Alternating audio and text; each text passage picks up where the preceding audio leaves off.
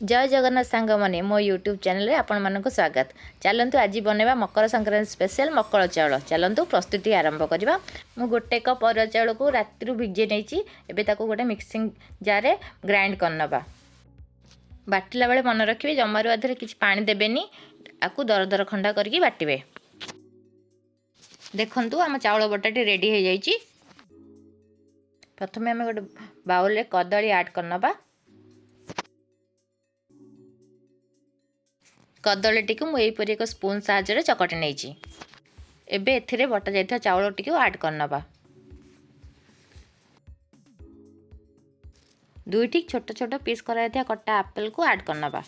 एबे गोटे फाଳ नरिया कोरा को ऐड करनबा। एबे गोटे बाउल डाळिम मंजी को ऐड करनबा। एबे किछि कटा जाइथा अंगूर को ऐड करनबा। एबे किछि कमला आ 100 ग्राम छेना ऐड करनबा।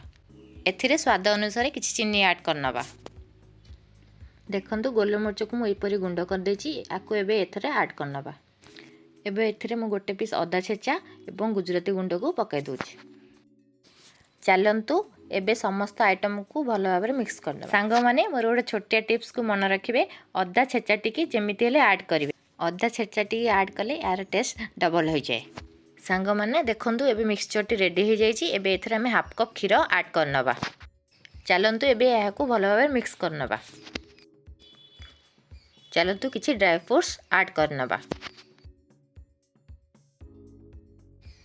देखंतु एबे ऑलमोस्ट मकर चाउल प्रस्तुत हो गलानी। एबे आमे एथरे किछि कट्टा हेतु अंगूर, ड्राई फ्रूट्स एवं कदली नेकी ताको सजे दबा।